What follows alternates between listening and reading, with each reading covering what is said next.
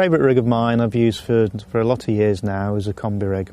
I prefer to tie my own rig rather than using the plastic coated hook link materials which are available now. Very convenient, but the type I tie a little bit more discreet on the bottom. If it makes just the tiniest bit of difference, it could mean an extra fish, 2 fish a year, so I do go to the trouble of tying my own.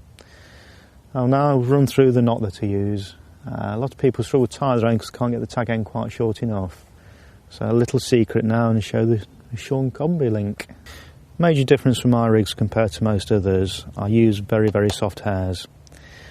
I was showing a bit when the rig's tied how that makes a difference. So many people use knotless knots, which I do, but follow through with the main hook link material, and it doesn't allow the hook to behave quite so well as having a soft hair. This is whipping thread. It's Goody Brod D, which breaks about 5 3/4 pound. So the start of the rig, simple overhand loop. A figure of 8 is a stronger join, but you don't need the strength. It's only there to pull through the bait. Right, at this stage of the rig, I actually put the bait on the hair. This way I know the hair's going to be the exact length I need, rather than trying to guess how long I need it. I'll put the bait on in the conventional manner. Here we have a little fruity trifle pop up.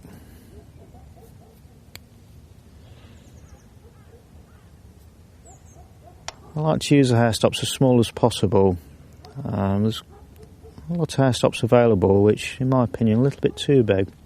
The fish get a little bit warier, they're mouthing the baits. The bigger the stop, the more chance of realising there's something wrong. That's a nice discreet one. It's one of those mini ESP stops. This is the stage I determine how long I want the hair. Again, different to many people. I see so many rigs with the baits very tight to the hook, close up to the hook there. I like the bait to be the distance of the length of the shank of the hook away. Right, the way we keep that braid in place, I've passed the hair through the eye and doubled the end back up to the bait. Come through the eye in the conventional manner. But instead of having a loop on the end of the braid, it's just straight line. Make sure the bait again is where I want the bait. The hair length all right. I've got 3 pieces of line pointing up the hook. I've got the 2 ends of the hair and the main braided hook link.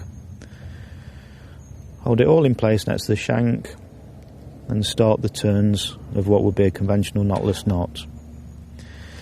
Once I've done 2 or 3 turns, that's the stage I cut the 2 loose ends off.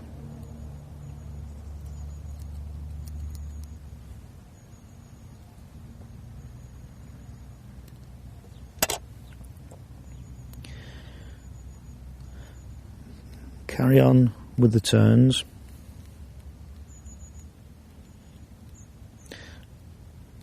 I generally finish the turns level with the point of the hook. 1 turn back down,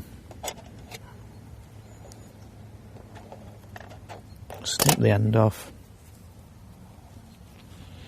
and pass it through. It's essential with a knotless knot for it to work effectively, for the line to end up coming out at the bottom of the eye of the hook. If it comes out the top, the hook turns round, is less likely to prick the fish. Another important thing when you start the knotless knot, on the eye of the hook, you've got the piece where the wire is continued around, then cut and joined back to the hook. Always start the turns on the smooth side, never on the other.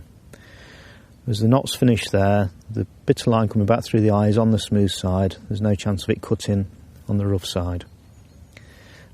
Different hooks vary as to which side is the rough side, so you need to check that one out.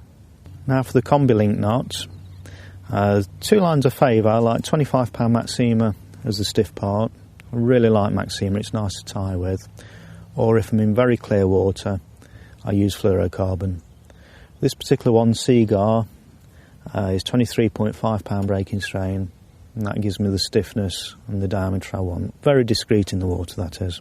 To start the knot, take a loop of line, and I find it easier just to nick it between the teeth, just create a little bit of a point. Obviously I don't press hard enough to damage the line, I've just made a little point there. Similarly, you can roll it between your fingers, I've always used my mouth. So we formed an eye there, a little bit like a needle, which we now pass this braid through. Pull it right up to the eye of the hook. So at the moment we've got the stiff nylon, well, stiff fluorocarbon, and the hook pulled up to that. Trap that in place and go 5 turns up the fluorocarbon with the tag end of the braid.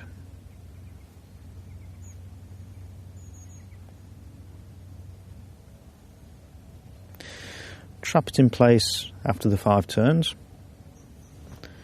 and then we come back down 5 turns. It's difficult to show this without getting the fingers in the way, but it really is simple. 5 turns up, 5 turns down.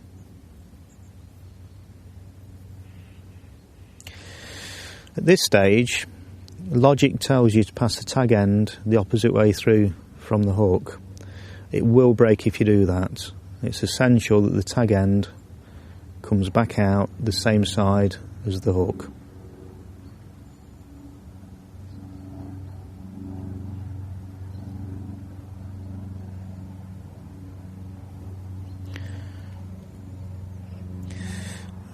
So that knot's ready to be pulled up tight. All we've done is the loop, 5 turns up, 5 turns down, lubricate it, and slowly tease it into place. At this stage, rather than trying to grip the hook, which you're likely to pull it into yourself, I get a little knot tester, or in my case, a split ring on the end of the knife, and pull it tight. Snip the 2 loose tags off. You can cut as close as you like with that, it won't slip, this knot. I find these fine rig scissors perfect for this. Sometimes use larger scissors for other aspects, but you can never get quite close enough in on that. And there we have my combi-link. Nice neat little knot. Very short piece of braid.